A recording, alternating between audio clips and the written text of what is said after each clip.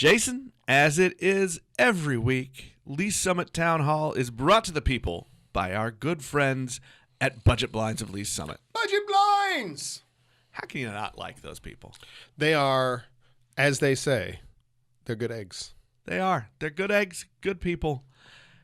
Jason, coming up is a really cool event at Budget Blinds of Lee Summit. It is Pillows and Pinot. You get an opportunity to design your own fabric for custom pillows, drapery, Roman shades. You can bring in whatever you want, work with their fancy digital fabric tool, which, by the way, It is pretty fancy. I didn't even know existed until not that long ago, that there were digital fabric tools that you can make your own custom fabric. So you buy a pillow, you pay $50 for the guest, you get the pillow and wine and snacks and all kinds of good stuff. You can bring in like color swatches or other fabrics or things for matching ideas and just go crazy and make yourself a cool pillow. So it's like a wine party, and you get something cool for your house when you're done. That is the way it works. Awesome. Can I tell you a little secret? What's that? I was talking to the good folks at Budget Blinds of Lee Summit earlier. Mm-hmm. I think the wife and I, we might get a little sneak peek at the fancy digital about making some pillow fabric. So you're going to get that before the event, which, by the way, is May 24th, 6 p.m. I might get a sneak peek. That is very cool. See, these are the advantages of being a big-time media guy like you. That's true. And if you want to join in the Pillows and Pinot event, check out the Facebook page for Budget Blinds of Lee Summit. They've got an event page there, or you can click on their ad on link2leesummit.com and buy your tickets right there. Go see our friends, Budget Blinds of Lee Summit. Tell them Nick and Jason sent you.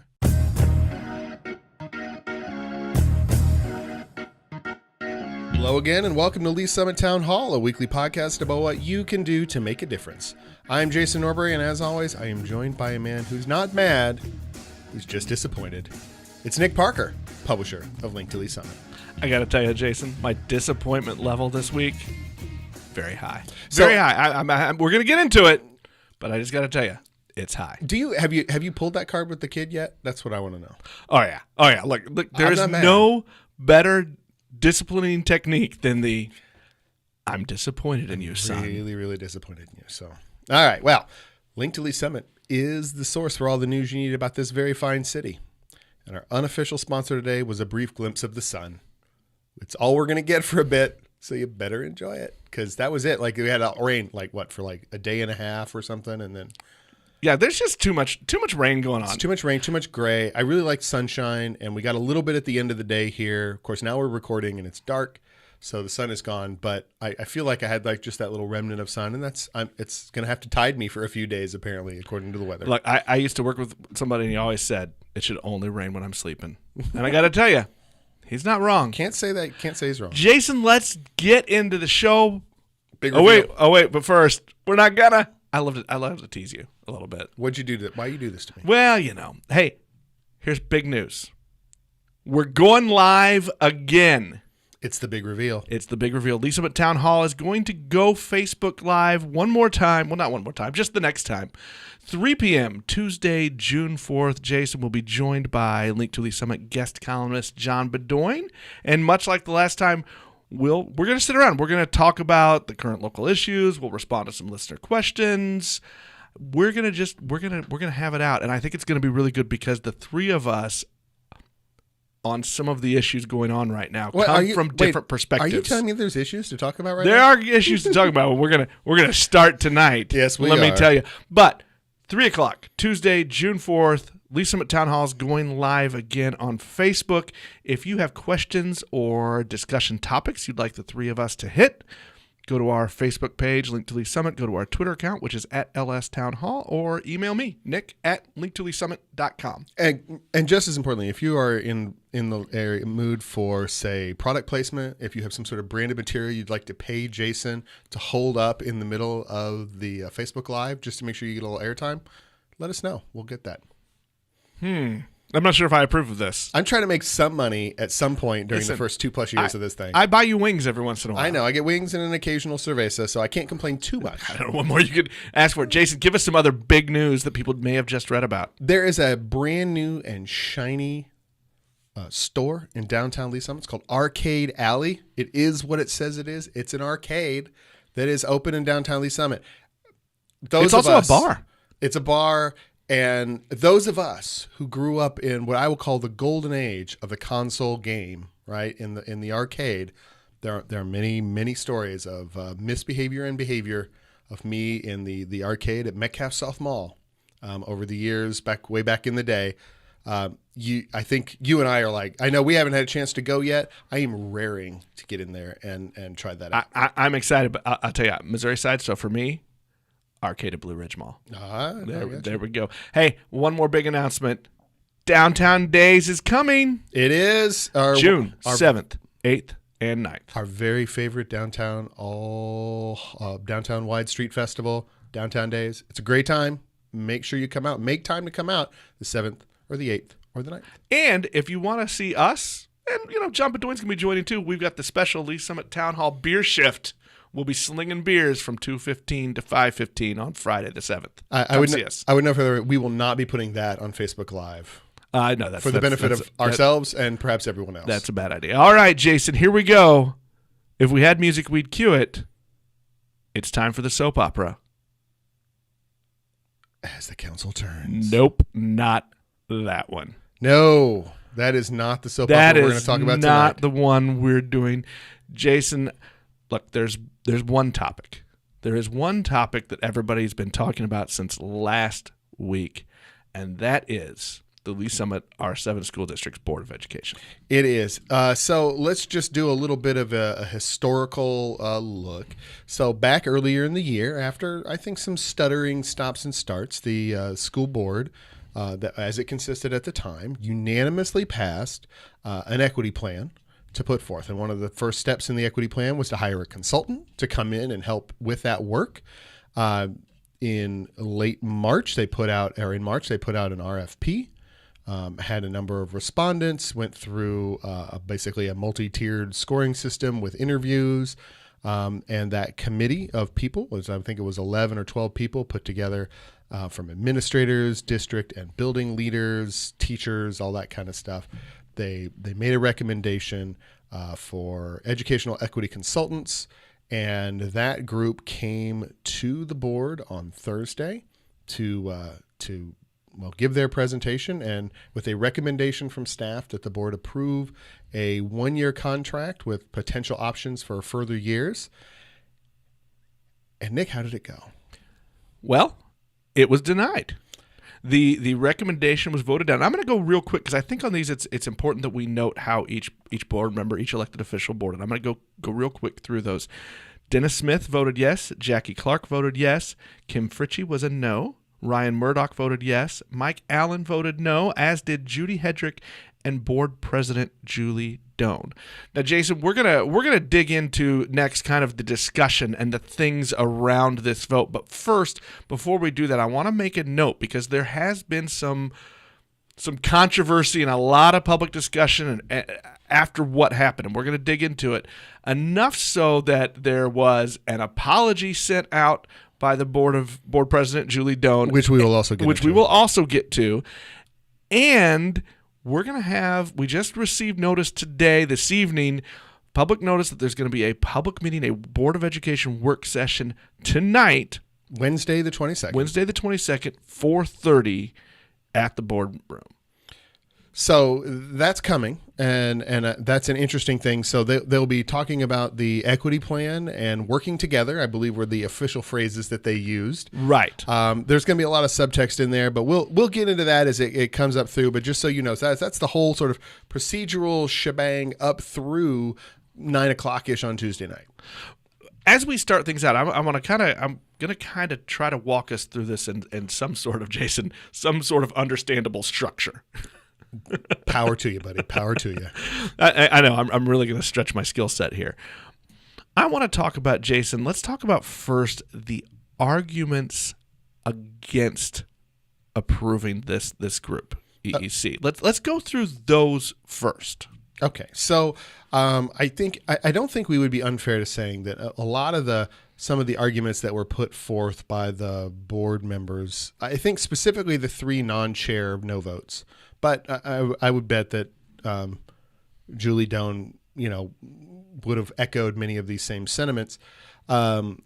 were relatively, I would say, coordinated. And that's not an implication that any sunshine law rules were violated or anything of that. I just think that this has been an ongoing conversation, and many of these arguments are arguments that you hear in the public discourse. That's not something that's out of the blue, though. I mean, this is what happens with elected bodies. Right. No, absolutely. So just to be clear, so we're not going to, in every circumstance, isolate specific arguments with specific board members. There are a few statements that I think we'll highlight for conversation about that. So the first one, I think, and the one that was brought up, I think, at first in there, is that there was criticism or attempting to almost gotcha the consultant who was there about whether or not there was a data-driven, like, causal link that you could definitively draw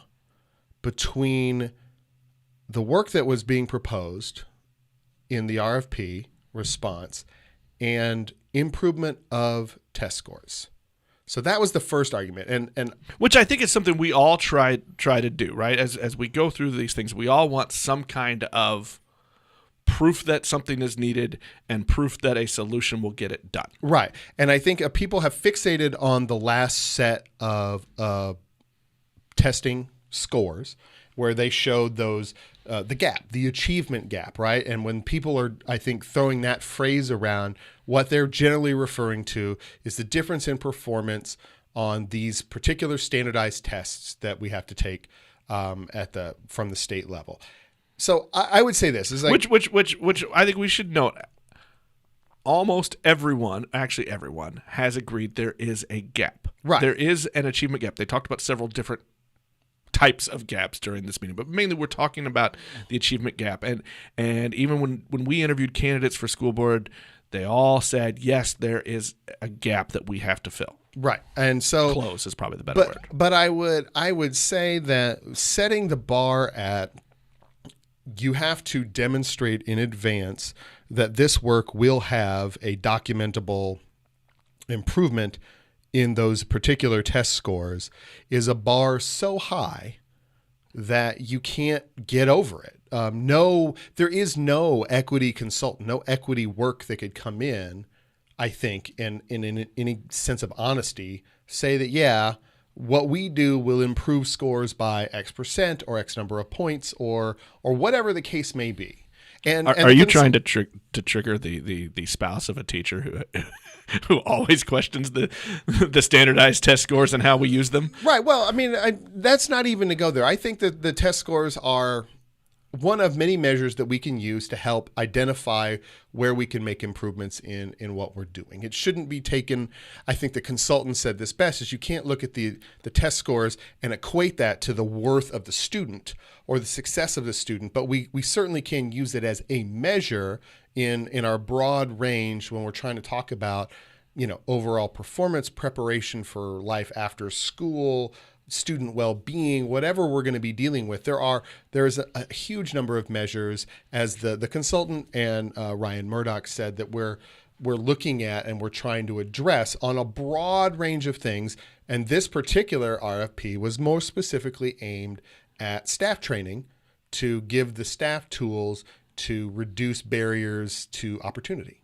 One of the other arguments, Jason, that we heard, and this came more toward the end, was, hey, this is stuff we're already working on. We can continue to do it in-house. We don't need to hire the consultant to come in and do this other stuff, that maybe it's not worth spending the $97,000. I have a little bit of an issue with that, because that was part of the plan that just 2 months ago was approved unanimously by the board. And yeah, the board has changed. This is a new board after the election, but really only 2 seats changed. Right. And I mean, and 2 of those seats were very obviously very instrumental in the change in the vote outcome that we have. I think, and I'll go back to this. And we've had this conversation a number of times. We had it with people we've interviewed. We had this conversation with a lot of the school board candidates that we talked to before the election. Nobody is really making the argument. And there's probably someone out there that's actually making this argument, but realistically, in terms of weight in the community conversations that are going on, no one's making the argument that the district or teachers or the people as a whole are motivated by racial animus, right? Nobody is a white hood wearing, racist in that way. Well, and we're going to get more into that because I think that's at the crux of a lot of the issues that we're having. But I don't want to go there quite yet. But my point being is that nobody's making that argument. What we've been talking about, what everybody's talking about, is this systemic, or what they call inherent bias, right? There's stuff floating around in the air.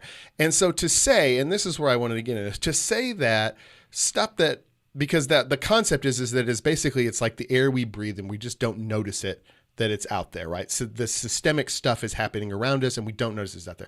To say that we can handle that, identify it, address it, and function with it in-house, I think is a farcical notion.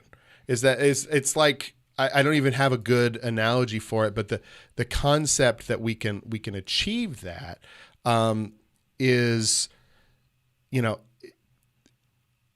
people get so frustrated by that. I mean, they get so worried about the racist part of it that they don't even want to touch the argument as a whole. But the concept that we can handle that inside, I think, is just factually incorrect. That you need an outside voice. You need somebody to come in and help facilitate a conversation about those subjects in a way that is productive. Whereas I think you tend to miss your own. I mean, there literally are blind spots. Whatever they may be, there are blind spots, and we are blind to them. And it's helpful to have someone in from the outside to help us identify those. There's a part of me still that I wonder if, as residents, as voters, as parents who have children in the school district, is there extra questioning that should come from us at the fact that this is something you just as a board unanimously voted to do. And then when it gets to doing it, it seems so contentious again that it is this something that voters and residents and taxpayers should be concerned about, that when it comes to actually taking that step toward the thing that was said they were going to do, it doesn't happen? Well, remember, I mean, it's been contentious just to get to the unanimous vote, which is, I think, maybe it was surprising that the equity plan passed 7-0, but it was contentious just to get to the fact to get one in the first place, right? You remember last fall. That's very true. When the superintendent proposed bringing in a particular PEG, I think is the acronym for that group, to come in and do a relatively small piece, there was such an uproar that it set back any work to be done for months while this plan was put together. Then the plan was put together, it was presented, it got the 7-0 vote. And then, but you're correct. I think as soon as we're going to actually put, rubber to the road or do something about it, we get all this blowback and we get a no vote. I want to go back. Your response to that question about talking about it's been contentious kind of every step of the way since Dr. Carpenter was brought on, and this is now his second school year at the helm of the district. One of the things that we've heard a lot, Jason, we've heard Dr. Carpenter talk about it. We've heard some of the other people that we've interviewed talk about this, and that's when we talk about equity, are we talking about a zero-sum game? And that came up again in one of the board members' responses and questions. Oh, Kim Fritchie, you stomped on your own self. So she made the argument that when she started with this, it's not a zero-sum game, that we can do all this work and we can kind of grow the pie. And then her comment was, her financial argument about not whether or not to spend this $97,000 was, we have crowded schools. We have parents who are calling in, and her implication, if not her explicit statement, was that we can't fix our school crowding problem if we also hire this. And so that was very much a zero-sum conclusion on the back of this statement that it's not a zero-sum game. And that's, she kind of disproved herself in that particular argument. And I think that's a feeling that kind of, I think, bubbles around, and it's hard to enunciate, to put out in where you feel like, if we're going to do this work to bring up certain groups, not every, subgroups of people are we taking away from other people? And nobody wants that to be the case. How resources are allocated is something that's out there, but to claim that it's not a zero sum game and then make essentially what is a zero sum argument is a little bit facetious in my book. Well, that is actually now going to set up really what I think is going to be the theme of the conversation for us the rest of the way through, Jason, and that is how our leaders are talking about this, right? So you just talked about how board member Fritchie said one thing and then kind of contradicted herself with the rest of her statement. When we started this conversation on our show, Jason, we talked a lot about how some of the arguments against equity and the pushback that Dr. Carpenter and his team that he's been assembling have really kind of been distractions, that they are things to avoid a certain topic, and that certain topic is race. Here we are, though, now. Last week, they're in that meeting, ready to follow a plan that they had voted to approve, and 4 people on the board, to me, this is me, to me showed exactly why we as a community really need to confront this conversation. If only so that we can set a better example and be better leaders for our children. I think you're right. And I mean, look, I'm going to get into this and I'm going to take a lot of these votes to task because I think that we're out there. And I think many of especially the no votes, I don't think that they were an effective demonstration of good leadership that we need to have, right? The fact that we are having this conversation, the fact that this board meeting is now making national news gives us an indication that we really do need this kind of conversation and training to move forward to deal with these subjects. So we have, or even, training, yes, and that's ultimately the crux of what we're talking about is training for the district. But even I would go as far as say even just to give ourselves permission to talk about it. Right, it's an act of courage, right? Nobody feels. Look, there are 7 white folk up there on that dais as members of the school board. None of them are, probably, or at least if not initially, maybe some of them are at this point comfortable in engaging in this kind of a conversation. It's a difficult conversation. I'm not comfortable engaging in this conversation. Right, you and I talked for a couple hours before we started recording this. I'm uncomfortable doing it. And I'm more comfortable now than I was in the past, but that's because I had the opportunity to have some of these conversations a long time ago, which doesn't make me special, but it does, get, to quote the process, it does get better. So, look, I'll start with this, and I'm gonna take Mike Allen to task on this particular moment. He, at one point in there, said that something, I don't have the exact quote, but it may look like it's racial, but it's not racial. Well, one, that is an incredibly facile statement to make, and the audacity of, some white dude sitting up there telling the community at large that he alone is the arbiter of what is and what is not racial topics is pretty staggering. And the, it's very patronizing from the board to have someone say, well, this really isn't about race, when I think a lot of people very much feel it is, and you should have the courage to engage in that kind of a conversation. I think what you just said there actually gets to me the crux of this as a community-wide conversation, because look, the split school board aren't the only ones that are having this around Lee Summit. Right. There have been, and you and I have been reaching out to try to talk to more of them, but there are different groups around the community that are meeting and trying to talk about this. And the hardest part for me is that it seems like we are unwilling to validate another person's perspective.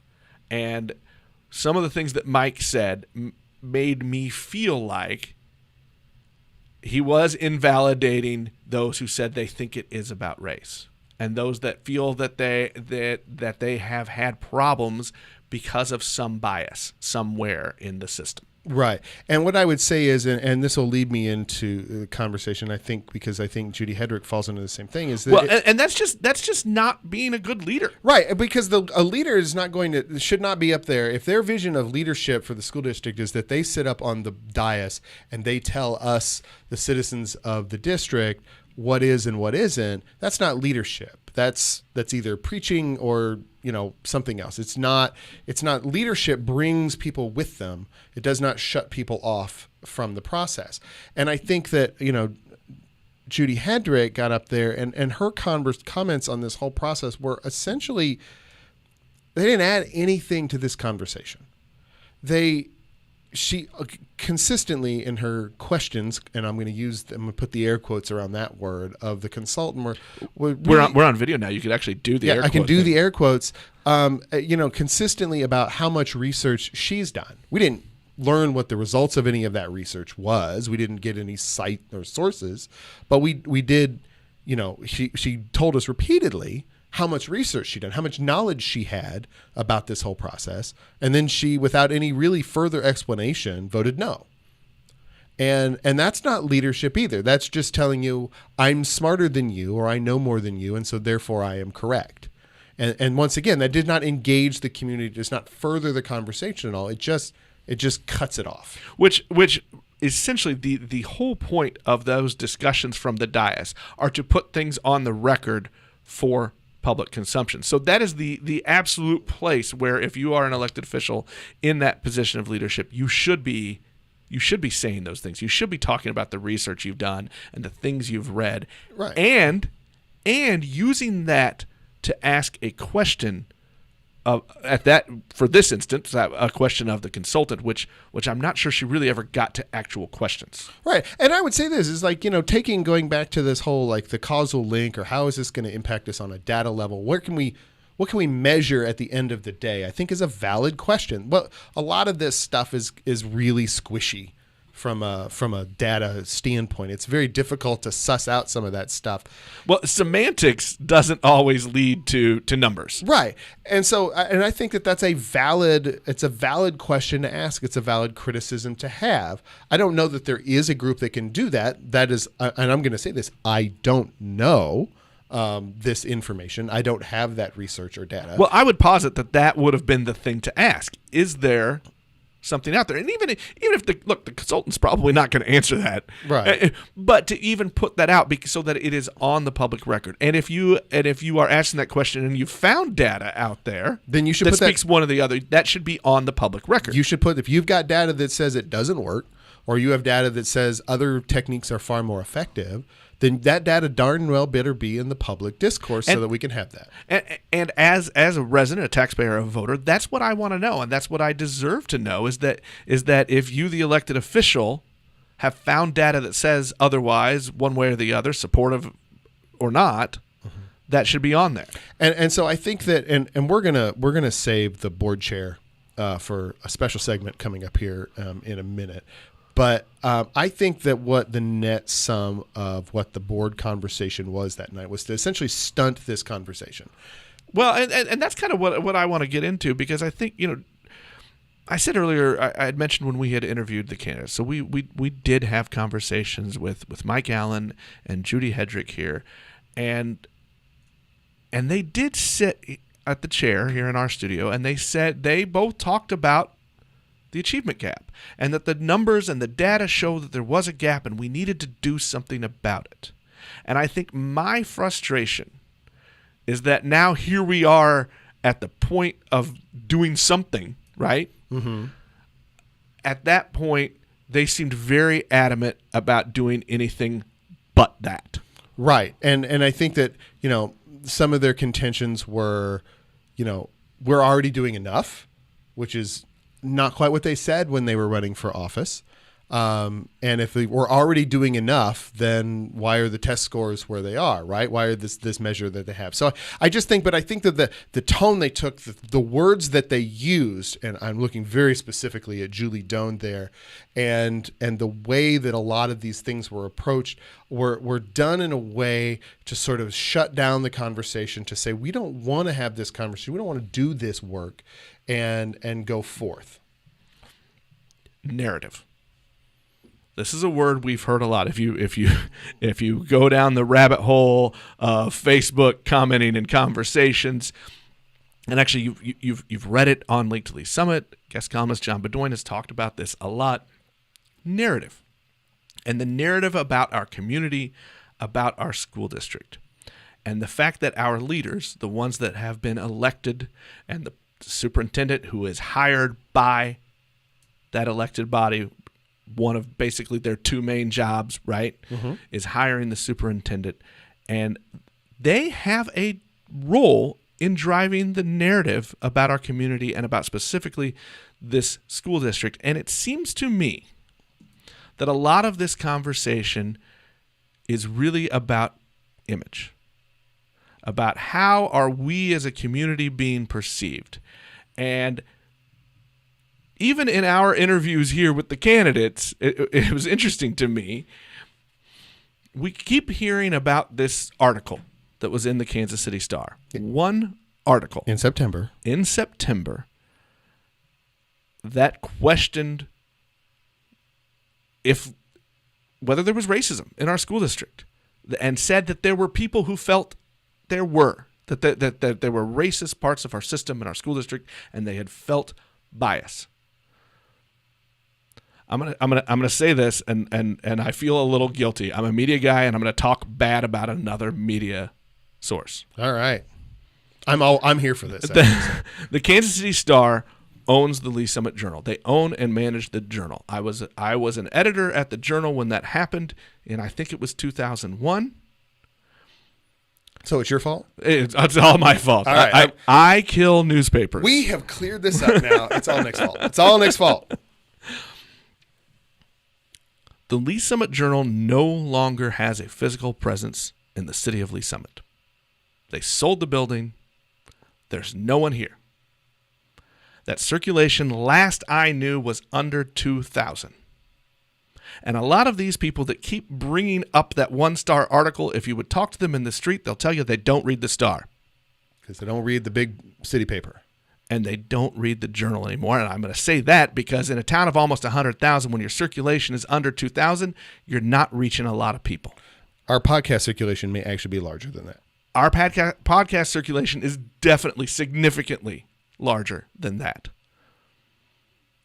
If that is the case, why are we giving so much power to that one story? And even if their reach were bigger, even if the numbers were bigger, why would leaders of the school district, leaders of our community, why would they give the power to someone else instead of driving the narrative? This is about fear of an image, and that's not leadership, and that's not driving a narrative. Absolutely. I was gonna follow in and say I think that the problem is that the people are paranoid of getting the label.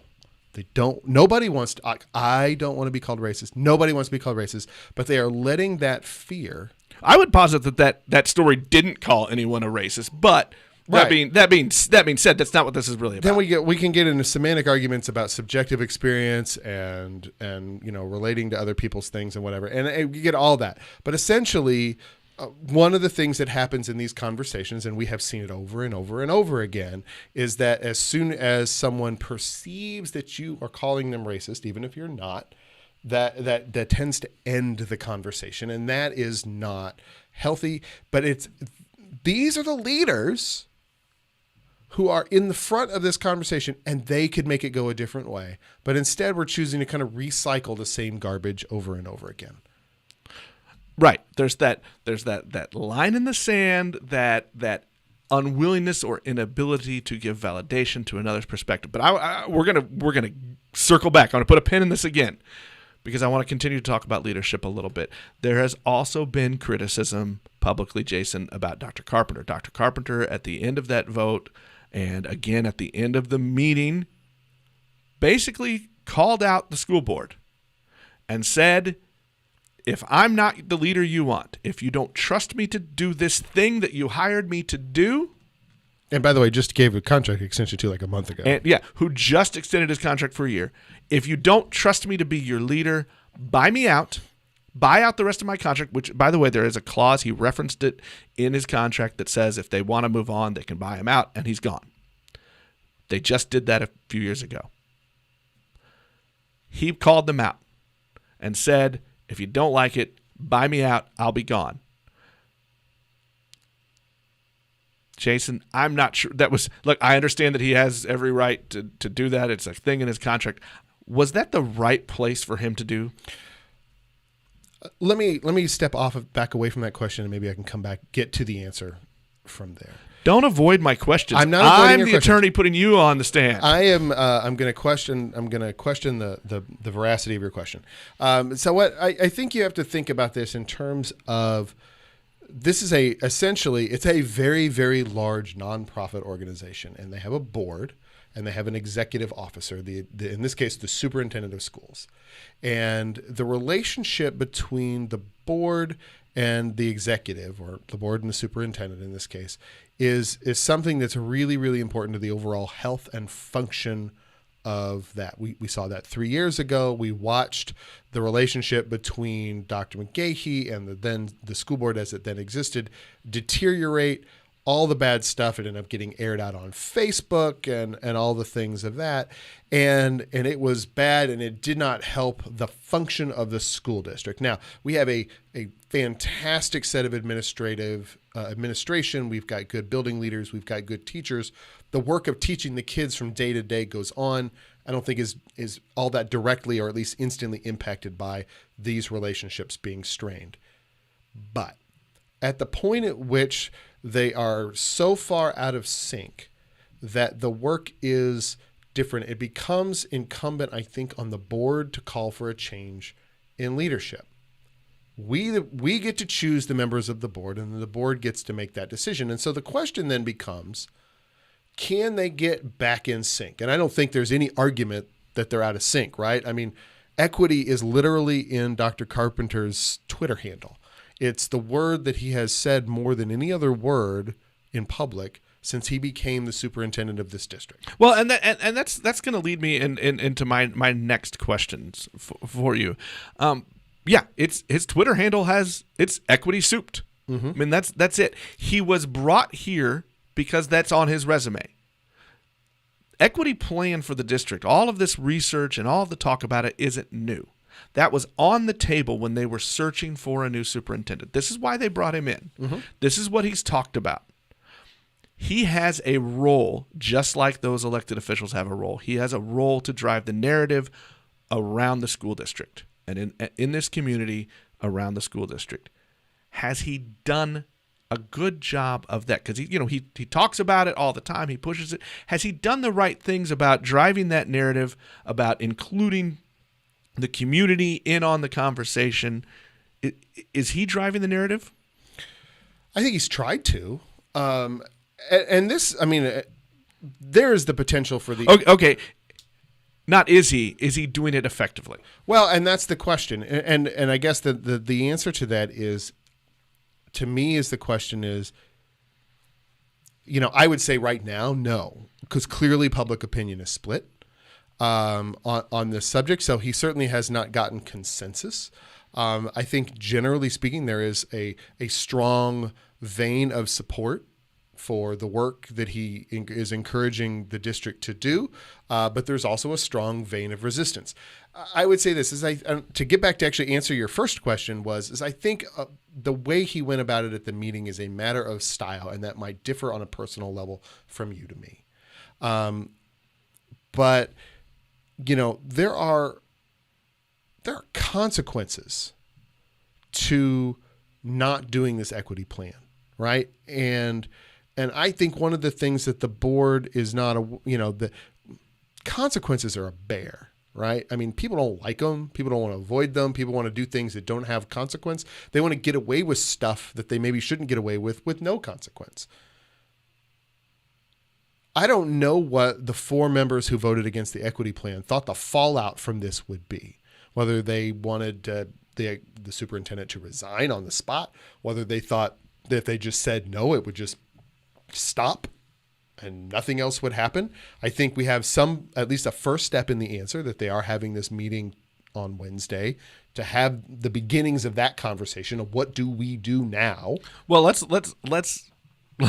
let's not make light of that at all. While those things happen in closed session, not in open meetings, and I think maybe that's a little why I was struck by him saying it there out in the open. But but I want to say, yes, those things happen in closed session, but let's not be naive.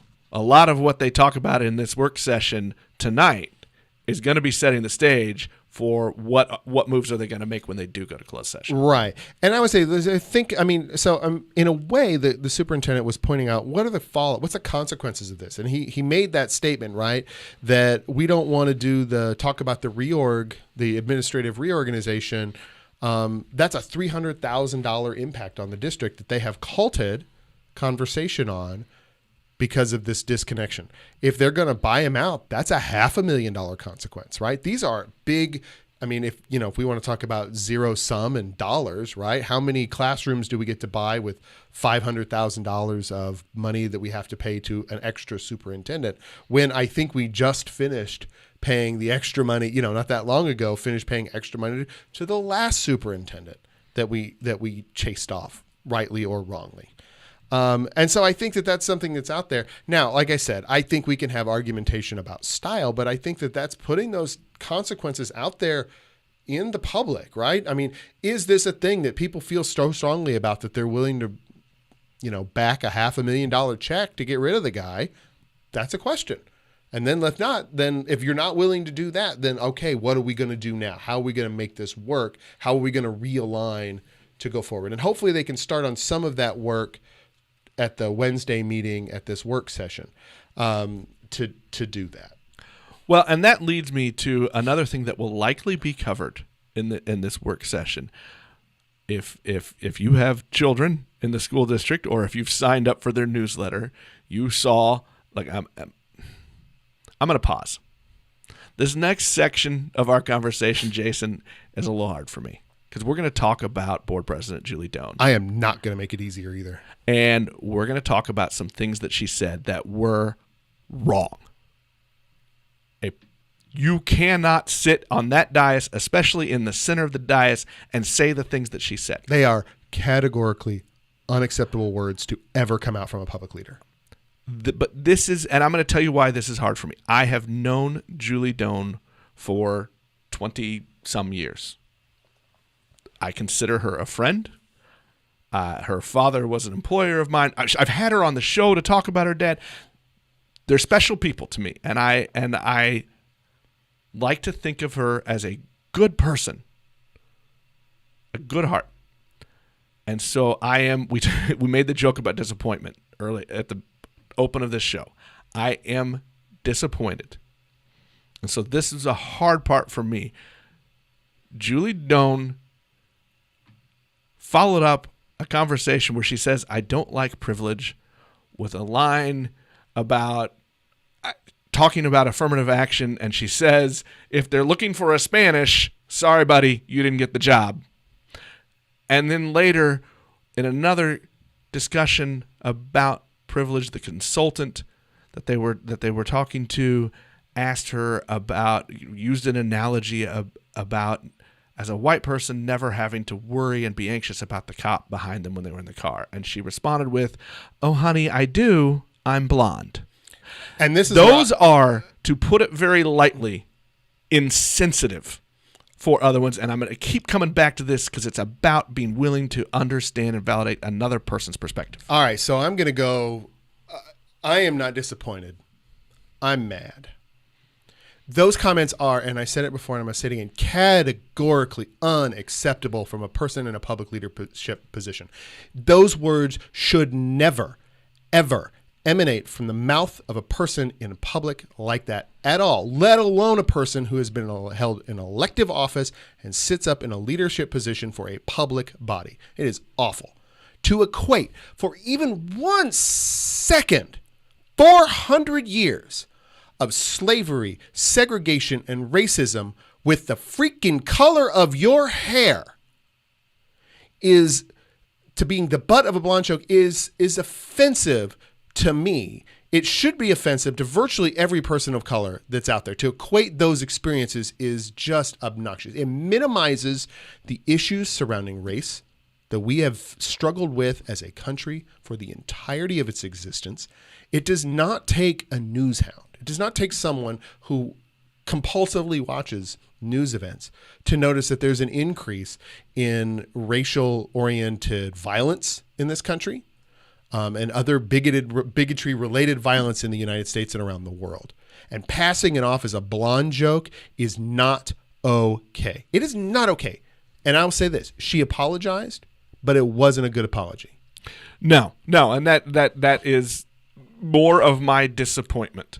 It was buried in the middle of her From the Dais, which is a post-meeting report that she does. She's instituted this after she took the helm as president of the board. It was buried in the middle. And Jason, the words weren't enough. No. They weren't right, and they weren't enough. And to me, the things she said, adding on the almost, I'm going to call this the obligatory apology. That's what it felt like to me. I'm giving the apology because I've been told I need to. Right. And I want to say it's not enough. And to me, it is an example of why we need to have this conversation as a community, why we need to confront these things, and why it is a good idea, whoever it is, to bring someone in and help us have this conversation. That right there was the example. To me, that's what told us we need this. Right. Look, let's start with it. The apology is insufficient, right? She didn't say why she said or why what she said was wrong. She said it was insensitive. And I'm going to be very clear here, and I'm going to go where perhaps will make people the most uncomfortable. Those were not insensitive words. Those were racist words. Julie Doan may or may not harbor racial animus in her heart, and I do not believe that is the case. We have talked to her. She seems to be a fine and lovely human being, but those words were racist, and she should acknowledge them, that they were, why that's hurtful, and then she should acknowledge what she is going to do in the future to do better. Is she going to take racial sensitivity training? Is she going to do them? So to me, there are two options on the table for Julie Doan.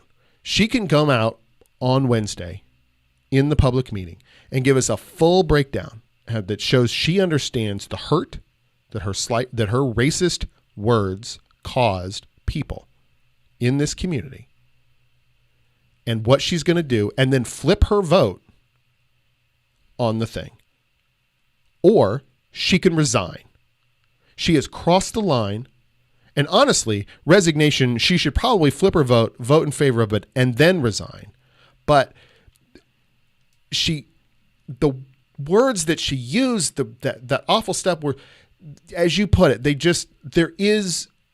it's an absolute demonstration of the absolute need that this community has to be able to have these conversations, because we shouldn't have to have the conversation about, passing off, the experience of bias that people have in this community as a blonde joke. And I don't think there's a middle ground to be had here. I think this is a good example too. This is another example too, I think, of why this is so hard for us. If anyone else had sat in the chair that Julie sits in and said those things, I would probably jump just as quickly as you did to your opinion that she needs to resign. But one of the problems with this conversation is that it is so easy for us to get personal. And I hesitate on my reaction to go where you went because I know her, because she's a friend. And that goes back to at the very beginning of this conversation, we said it's hard for us to talk about race because none of us want to be called a racist. It's personal. And somehow we've got to figure out how to talk about these things where it is okay to talk about a system. It is okay to talk about inherent biases. It is okay to talk about unconscious biases that some of us have, probably all of us have. Okay, can we just take out the probably? We all have them. Without feeling that it's a personal attack. And the things she said are the things you say when you feel personally attacked. And that's what keeps us from having these conversations. Right. And to be clear, Nick, if you had said those things on a dais like that, I would be right here calling for you to resign on the spot. I just don't think I understand you're reticent and you're. I fully would expect you to say that of me. And that's where I've even, and you and I have talked about this because it's been several days. Mm-hmm. You and I have talked about this as we led up and really tried to figure out how we wanted to talk about it today. I've struggled with this because I am offended by what my friend said, but I don't know what to do next. Right. And to me this is the opportunity. And when I started my initial reaction when I heard and saw the words that were said was she has to go. And I didn't have any spot in there for that. But I talking about it and dealing with it, this is an opportunity. These are educators, right? I mean, this is an educational organization that we're dealing with. This right? goes back to setting an example. Right. And so being better leaders. Trying to be a little bit more generous. But it requires this. What cannot happen is for that semi-apology, which essentially makes it not an apology, that she put forth to be sufficient for things to just march merrily forward. She owes Dennis Carpenter an apology.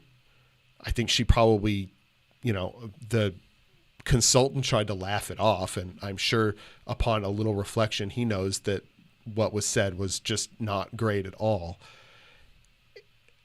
And she owes the community apology because she has brought, for what it's worth, she has brought further embarrassment. If they thought they were embarrassed by the allegations of that there may be racist things happening in the district, well, she just launched one right off the top of the dais. So she has brought embarrassment upon the community. She has highlighted the very problem that she has spent a significant amount of time recently attempting to say really doesn't exist. And she needs to take and make amends. It will be interesting to me to see further reaction from the community. And Jason, you and I have talked about this, and it's one of the reasons why we're trying to force ourselves to pay better attention to things that happen at the school board level. So it doesn't get the kind of attention that other things do. But we have seen other elected officials in recent years, Jason, do things that put our community in a bad light, that do not represent the people that they were elected to represent. And some of that public reaction has led to a removal from office.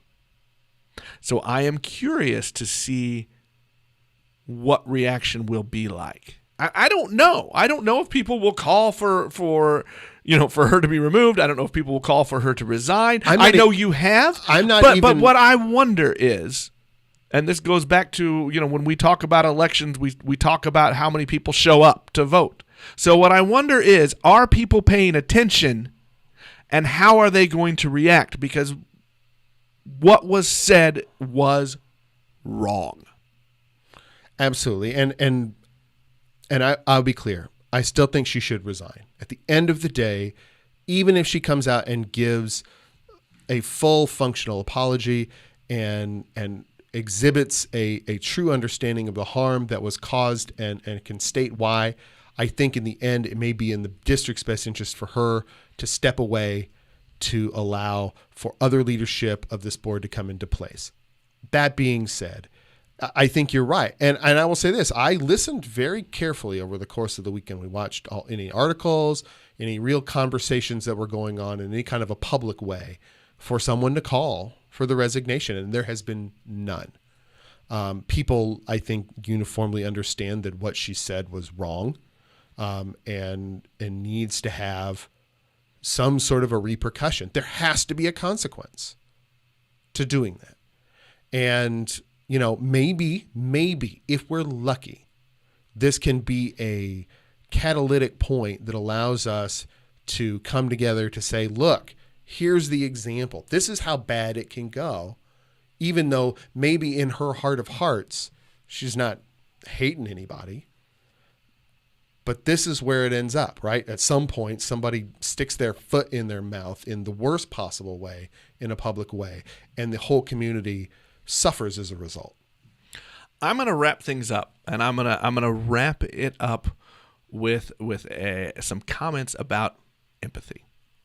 And I think that these are comments that could probably be used for all manner of social and political discussions that we have around the country, but we like to keep things local here, Jason. So I'm going to keep it just about this one topic, but this is a big topic. The consultant was asked some questions, and one of his responses was he said one of the greatest gifts that we've had from professional development is learning to be vulnerable. And he followed that up with a quote, and I'm sorry, I didn't write down who he was quoting or the exact quote, but basically it was this: vulnerability is the birth of empathy. And then he added, and man, we need to ratchet up the empathy. And this to me is everything, Jason. We have got to give ourselves permission to understand what the other person in the discussion feels, and to understand that that is valid, that their experience and their perspective are real to them. And that is the only way that we can actually have a conversation, and we can actually get to a point where we might move forward, because we've talked about equity and we've talked about these gaps and closing them, but we haven't done a thing. And mainly because we've sat around talking about reasons not to. Because your perspective is not valid, but mine is. And so I hope that as a community, as a people, we are paying attention to all of this, because this is just as important as what happens at city council, which it's funny to me that we say that that's the one that gets all the attention, when again, we're happy when 14% show up to vote. But I hope people are paying attention. And I hope that people are saying something to Julie Doan. Whether in support or opposition, I hope they are giving feedback. I hope they're giving feedback to Mike Allen, to Judy Hedrick, to Kim Fritchie, to Ryan Murdoch, to Dennis Smith, to all of them.